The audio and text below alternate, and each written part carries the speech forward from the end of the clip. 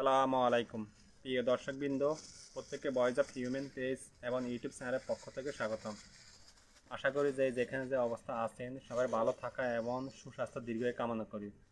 আজকে লাইভের বিষয়বস্তু হচ্ছে পাকিস্তান আফগানিস্তান যে সীমান্ত সংঘর্ষ, সেটা নিয়ে একটু আলোচনা করব।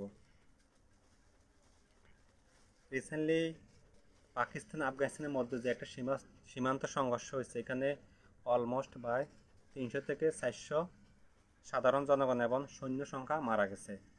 এখন কেন পাকিস্তান এবং আফগানিস্তান দুইটা মুসলিম দেশ, পাশাপাশি দুইটা বন্ধুপ্রতিম রাষ্ট্র, কেন হঠাৎ এই সংঘর্ষ দেখা দিল? কি কারণ দুইটি রাষ্ট্রের মধ্যে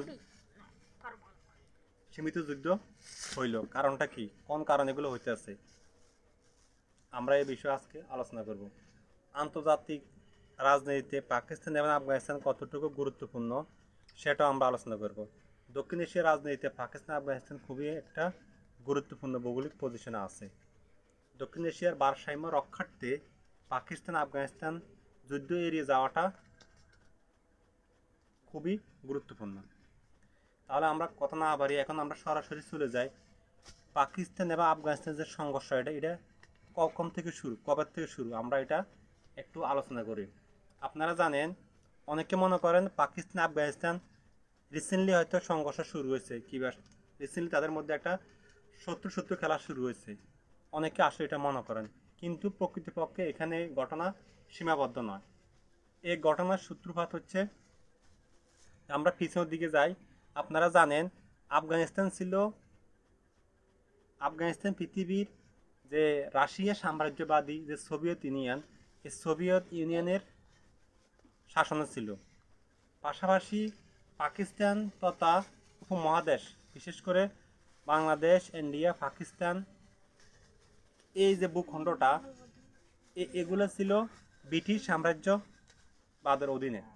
অর্থাৎ ব্রিটিশরা এই যে পাকিস্তান, বাংলাদেশ, ইন্ডিয়া, এই যে একটা এরিয়া, বার্মাও আছে এখানে, এই এরিয়াটা ব্রিটিশরা শাসন করছে। এটা ছিল ব্রিটিশ সাম্রাজ্যবাদের অধীনে। এখন কথা হচ্ছে, তৎকালীন সময়ে এই অঞ্চলে দুইটা সাম্রাজ্যবাদী শক্তি বিস্তার করছে। একটা হচ্ছে ব্রিটিশ সাম্রাজ্যবাদী, একটা হচ্ছে সোভিয়েত ইউনিয়ন। এখন আপনারা অনেকে জানেন, ব্রিটিশ সাম্রাজ্যবাদী এবং রাশিয়া সাম্রাজ্যবাদীর বিরুদ্ধে অনেকগুলো যুদ্ধ হয়েছে। সেটা হচ্ছে কোথায়? আফগানিস্তান পাকিস্তানের যে সীমান্তবর্তী এরিয়া, এখানে দীর্ঘদিন যুদ্ধ হয়েছে দুই সাম্রাজ্যবাদীর মধ্যে। তার প্রধান লক্ষ্য ছিল সাম্রাজ্যকে বিস্তার করা, সাম্রাজ্যকে বড় করা। ব্রিটিশদের মূল টার্গেট ছিল ব্রিটিশ সাম্রাজ্যবাদী বিস্তার করা, অর্থাৎ আফগানিস্তানকে ব্রিটিশ সাম্রাজ্যবাদের দখলে নিয়ে আসা। পাশাপাশি রাশিয়া সাম্রাজ্যবাদের টার্গেট ছিল রাশিয়া সাম্রাজ্যবাদকে বিস্তার করে ব্রিটিশ সাম্রাজ্যবাদের মধ্যে তাদের শাসন ব্যবস্থা চালু করায়। তার মূল যে সীমানাটা ছিল, এরিয়াটা ছিল বর্তমান যে আফগানিস্তান পাকিস্তান, এই সীমানার মধ্যে দীর্ঘদিন যুদ্ধ হয়েছে ব্রিটিশ এবং রাশিয়ার মধ্যে তথা সোভিয়েত ইউনিয়নের মধ্যে। এতে করে উভয় পক্ষের অনেক সৈন্য সংখ্যা মারা গেছে, উভয় পক্ষের বিশাল ক্ষতি হয়েছে। সবচাইতে বেশি ক্ষতি হয়েছে মুসলমান নাগরিকগুলো। কারণ আফগানিস্তানের সীমানা যারা আছে তারাও ব্রিটিশ, তারাও মুসলমান। পাকিস্তানের সীমান্ত যারা আছে তারাও মুসলমান। অর্থাৎ এই যুদ্ধের মধ্যে ব্রিটিশ এবং রাশিয়ার সাম্রাজ্যবাদের বলির পাঠা হয়েছিল মুসলমান দুইটা রাষ্ট্র, অর্থাৎ মুসলমান দুই ভূখণ্ডের মানুষগুলা। এভাবে এটা দীর্ঘদিন এই যুদ্ধ চলমান ছিল ব্রিটিশ এবং রাশিয়ার সাম্রাজ্যবাদের মধ্যে। কিন্তু একটা সময়, অর্থাৎ 1893 সালে, তখন রাশিয়া এবং ব্রিটিশের মধ্যে একটা শান্তি চুক্তি ছিল। ওই শান্তি চুক্তির মধ্যে তারা যুদ্ধ জড়াবে না, তারা যে যেখানে আছে এখানে থেমে যাবে। অর্থাৎ ওই 1893 সালে ওই সময় কি হয়েছিল, রাশিয়ার সৈন্য এবং ব্রিটিশদের সৈন্য যেখানে ছিল, মধ্যখানে একটা লাইন দিছিল, যে লাইনটার নাম হচ্ছে ডুরাল লাইন। অর্থাৎ আজকে বর্তমান যে ডুরাল লাইন আমরা জানি, সেটা ওই 1893 সালে এই ডুরাল লাইনটা দুই সাম্রাজ্যবাদের মধ্যখানে এই সীমানা দেওয়া হয়েছিল। এই সীমানাটাই ছিল ব্রিটিশ সাম্রাজ্যবাদের শেষ এবং রাশিয়ার সাম্রাজ্যবাদের শেষ। অর্থাৎ এখানে ছিল দুই সাম্রাজ্যবাদের যে এরিয়া। এতে করে ওইখানকার যে অঞ্চলটা ছিল, অর্থাৎ খাইবার পাখতুনখোয়া, ওয়াজিরিস্তান, এখানে যে জাতি ছিল, জাতির তারা তারা ছিল পশতুন।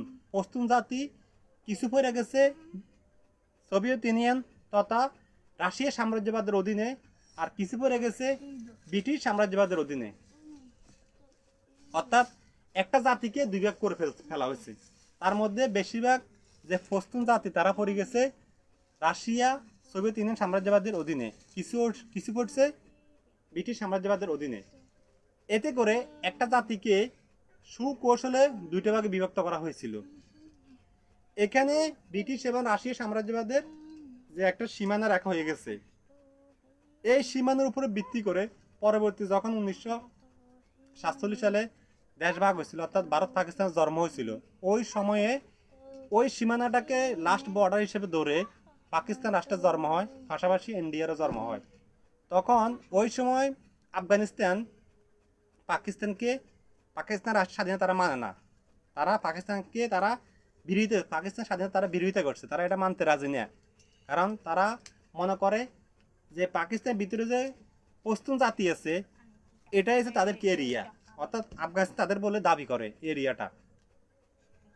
তখন এটা 1950 সালে তখনকার আইয়ুব খান এবং আফগানিস্তানের রাজা ছিল জহির শাহ, তারা মিলে একটা উদ্যোগ নিয়েছিল যে এই যে একটা সমস্যা তারা সমাধান করবে।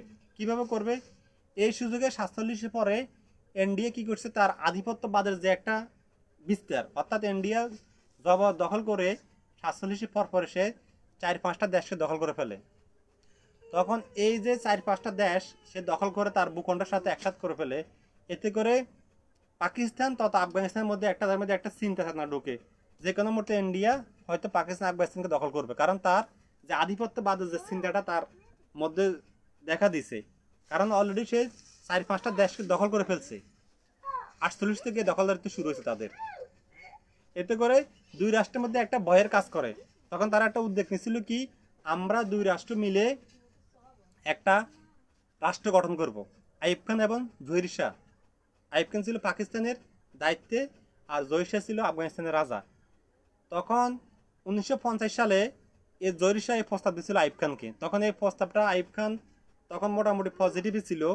পাকিস্তান আফগানিস্তান মিলে দুইটা রাষ্ট্র হবে, পাশাপাশি আফগানিস্তানের পক্ষ থেকে একটা নেতৃত্ব থাকবে, পাকিস্তানের পক্ষ থেকে একটা নেতৃত্ব থাকবে, দুই নেতৃত্বের সমন্বয়ে একটা রাষ্ট্র চলবে। এই ছিল আইয়ুব খানের চিন্তা, এই ছিল আইয়ুব খানের ধারণা। কিন্তু জহির শাহর কথা হচ্ছে না, পাকিস্তানের পক্ষ থেকে একটা নেতৃত্ব থাকবে, আফগানিস্তানের পক্ষ থেকে একটা নেতৃত্ব থাকবে, পাশাপাশি যে পশতুন জাতি, আমি আগে বলছিলাম পশতুন জাতির কিছু অংশ পড়ছে আফগানিস্তানে, কিছু অংশ পড়ছে পাকিস্তানে, তার মধ্যে বেশিরভাগ অংশ পড়ে গেছে আফগানিস্তানে।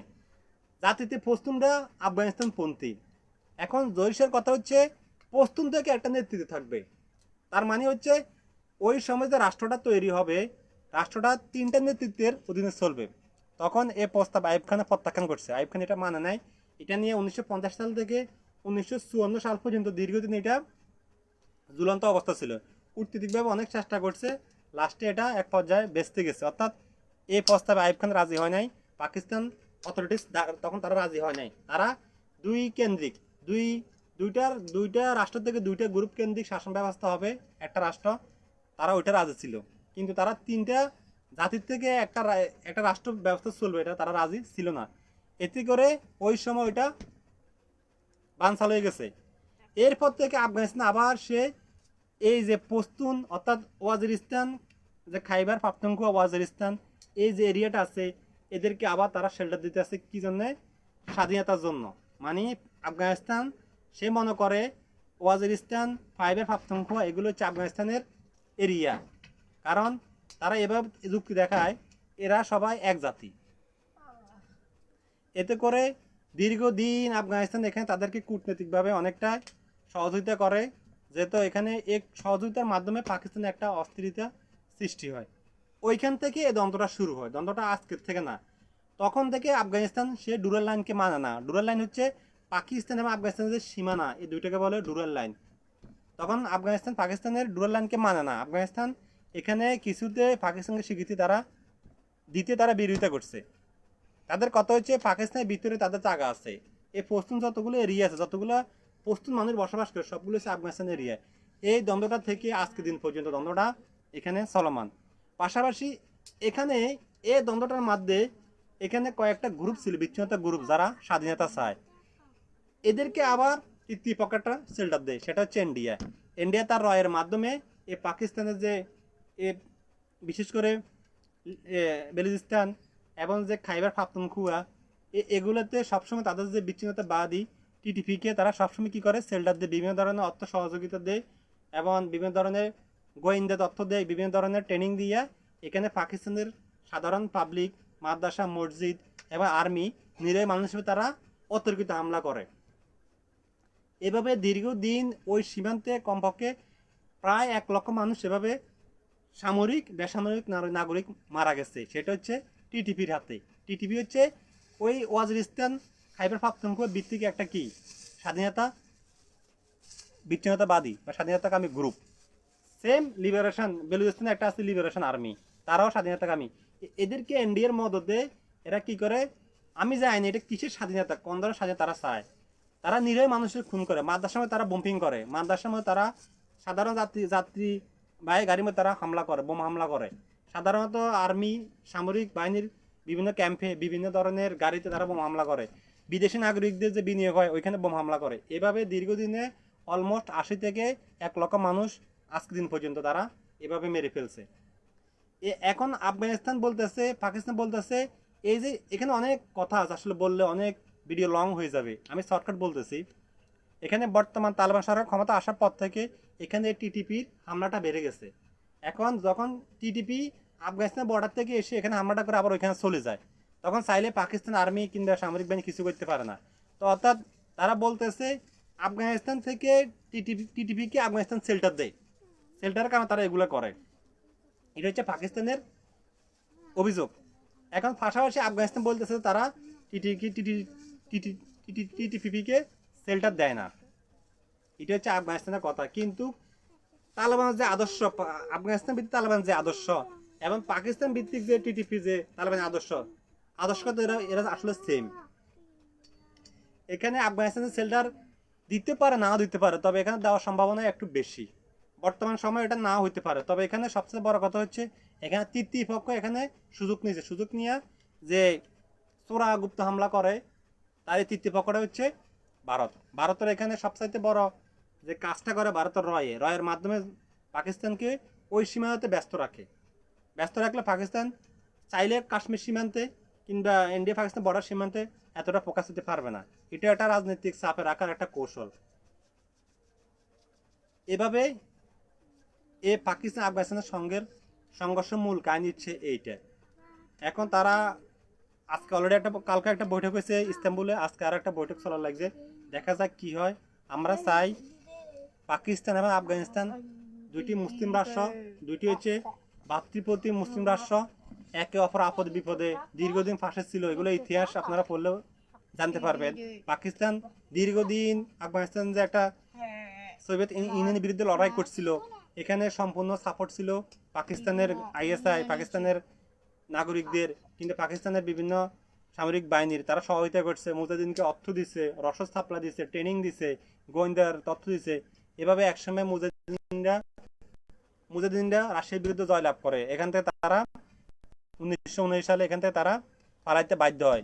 পরবর্তীতে আমরা আবার দেখছি যখন তালেবানের সাথে আমেরিকার সাথে যুদ্ধ হয়, ন্যাটোর সাথে যুদ্ধ হয়, ঠিক ওই সময়ও পাকিস্তানের সাপোর্ট ছিল, বিভিন্ন ধরনের পাকিস্তান সহযোগিতা করছে, অস্ত্র সাপোর্ট দিচ্ছে, গোয়েন্দা রিপোর্ট সাপোর্ট দিচ্ছে। পাশাপাশি সোভিয়েত ইউনিয়ন থেকে শুরু করে আজকের দিন পর্যন্ত আফগানিস্তানের 50 লক্ষ মানুষকে পাকিস্তান রিফিউজি হিসেবে আশ্রয় দিচ্ছে, অর্থাৎ তাদেরকে খাবাই মানুষ করছে, তাদেরকে সকল ধরনের সুযোগ সুবিধা দিচ্ছে। আপনারা এগুলা যারা দেখছেন, যারা এগুলো ইতিহাস জানেন, তারা বলতে পারবেন। যারা এগুলো ইতিহাস জানেন তারা এগুলা চাইলেও আপনারা, আমি কথা বললে আপনার কাছে বিশ্বাস হতো না, আপনারা ইতিহাস পড়লে বলতে পারবেন। এখনো পর্যন্ত পাকিস্তানে এখনো পর্যন্ত আফগানিস্তানের অনেক নাগরিক যাদের জন্ম হয়েছে এখানে, যারা তাদের সবকিছু এখানে লেখাপড়া মানুষ হয়েছে এখানে, তারা এখানে সংস্কৃতি তারা বড় হয়েছে। তার মধ্যে সবচেয়ে বড় উদাহরণ হচ্ছে যে আপনারা জানেন মোহাম্মদ নবী, আফগানিস্তানের যে প্লেয়ার, এই আফগানিস্তান প্লেয়ার মোহাম্মদ নবী জন্ম হয়েছে কোথায়? পাকিস্তান। তার খেলাধুলা বেড়ে উঠছে এখানে, শিখে দিকে বেড়ে উঠছে এখানে, সে কিন্তু এখন আফগানিস্তান নাগরিক। তো অর্থাৎ এভাবে পাকিস্তান আফগানিস্তানের সংক্ষিপ্ত ইতিহাস আমি আপনাদেরকে জানাইছি। তো এখানে সবচেয়ে বড় কথা হচ্ছে, এখানে গত 5 দিন আগে ইন্ডিয়ার যে আরএসএস হচ্ছে নরেন্দ্র মোদী যে দলটা, বিজেপি যে পৃষ্ঠপোষকতা, এই দলটা যে শতবার্ষিকী যে একটা শতবার্ষিকী হয়েছিল আজকে, অর্থাৎ 100 বছর পূর্ণ হয়েছে যে আরএসএস গঠিত হয়েছে, তখন তারা উদযাপন করছিল শতবার্ষিকী। তখন ওইখানে ভারতের যে প্রতিরক্ষা মন্ত্রী রাজনাথ সিং বলছিল, আফগানিস্তান পাকিস্তান যে যুদ্ধটা হয়, এই যুদ্ধটা হইলে দুইটা রাষ্ট্রে ধ্বংস হয়ে যাবে, দুইটা রাষ্ট্রে একে অপরকে ধ্বংস করে দিবে। এই ধ্বংসের মাধ্যমে ভারতের যে অখণ্ড যে ভারত যে গড়ার স্বপ্ন, অর্থাৎ রাম রাজ্য গড়ার স্বপ্ন, অর্থাৎ গ্রেটার ইন্ডিয়া গড়ার স্বপ্ন, সেটা তারা অচিরে তারা সফলতা পাইব। এখন তারা চাইতেছে এই দুইটা রাষ্ট্র যুদ্ধ করা, যুদ্ধের মাধ্যমে দুইটা রাষ্ট্রের শক্তি শেষ হয়ে যাবে, শক্তির সঞ্চয় শেষ হয়ে যাবে, দুইটা রাষ্ট্রের সামরিক সৈন্য সংখ্যা ধ্বংস হয়ে যাবে, দুইটা রাষ্ট্রের মেরুদণ্ড ভেঙে যাবে। এতে করে আগামী দিনগুলোতে ভারতের যে আধিপত্যবাদ যে নীতি, সেটা বহাল থাকবে, সেটা তারা সাকসেস দিতে পারবে। কিন্তু এখনকার পজিশনে, বর্তমান যে বিশ্বের পজিশনে এখন যেভাবে আছে, তারা চাইলে এখন যে আধিপত্যবাদ, যে রাম রাজ্য প্রতিষ্ঠিত করা, অখণ্ড ভারত প্রতিষ্ঠিত করা, কারণ এটা বাস্তবায়ন হবে না। তার একটাই কারণ হচ্ছে, তাদের সামনে পাহাড়ের মতো দাঁড়িয়ে যাবে পাকিস্তান। আপনারা জানেন বিগত রিসেন্টলি অনেকগুলো ছোটখাটো যুদ্ধ হয়েছে, এগুলো আপনারা পাকিস্তান যে একটা ফলাফল দেখাইছে ইন্ডিয়ার সাথে, সেটাই তার প্রমাণ। অর্থাৎ আমরা চাই দক্ষিণ এশিয়া যদি কোনো রাষ্ট্রকে টিকতে হয়, কোনো রাষ্ট্রকে ভূখণ্ড টিকাইতে হয়, সেক্ষেত্রে ভারতীয় আধিপত্যবাদকে যদি মোকাবেলা করতে হয়, সেক্ষেত্রে আফগানিস্তান পাকিস্তানের যুদ্ধটাকে কোনো সচেতন নাগরিক, বিশেষ করে কোনো মুসলিম দেশ কাম্য নয়। কারণ এই দুইটা রাষ্ট্র যুদ্ধ করে ধ্বংস হয়ে যাওয়া মানে ইন্ডিয়াকে তার যে অখণ্ড ভারত যে খায়ের, সেটাকে কি করা, মানে পথ ক্লিয়ার করে দেওয়া। অর্থাৎ আমরা চাই এই দুইটা মুসলিম বিশ্বে যেহেতু আগামী দিনগুলোতে তাদের সমস্যা থাকবে, সেটা কূটনীতির মাধ্যমে, রাজনীতির মাধ্যমে এগুলো সমাধান করবে। পাশাপাশি দক্ষিণ এশিয়া যেহেতু শক্তির ভারসাম্য যেহেতু একক ইন্ডিয়ার অধীনে না যায়, সেটা আমাদের খেয়াল রাখতে হবে। সেটা আমাদের ভূখণ্ড সার্বভৌমত্ব রক্ষার স্বার্থে, এটা আমাদেরকে মাথা উচিত। দক্ষিণ এশিয়ার রাজনীতির সাথে বাংলাদেশের ভূখণ্ড টিকে না টিকে অনেক কিছু এখানে জড়িত আছে। এগুলো সাধারণ যারা বাংলাদেশে নেতার পিছু ঘুরে সাইমসিমি করে, চাটুবেরি করে, তারা এগুলো বুঝবে না। কারণ তারা বুঝবো কিভাবে দান্দাবাজি করা যায়, কিভাবে তাদের পকেট বাড়ি করা যায়, কিভাবে তারা মানুষকে ধোঁকা দেওয়া যায়, তারা এগুলো ছাড়া কিছুই বুঝবে না। তো অর্থাৎ এই হচ্ছে আফগানিস্তান এবং পাকিস্তানের সংক্ষিপ্ত ইতিহাস। এখানে অনেক কথা আছে, আসলে চাইলে এখন সবগুলো এখন বলা যাবে না, কারণ ভিডিও অনেক বড় হয়ে যাব। আর এর ভিতরে যে আপনাদের কোনো প্রশ্ন থাকে, কোনো আন্তর্জাতিক রাজনীতি যদি নিয়ে কোনো কিছু প্রশ্ন থাকে কিংবা জানার ইচ্ছে থাকে, আমাকে কমেন্টের মধ্যে জানাবেন। আর যদি আমার এই ভিডিওগুলো আপনাদের ভালো লাগে, সবাই আমার ভিডিওগুলো শেয়ার করবেন। পাশাপাশি কমেন্টের মাধ্যমে আপনাদের যদি কোনো অভিযোগ থাকে, সেটা আমাকে বলবেন। সবাই ভালো থাকবেন। আসসালামু আলাইকুম।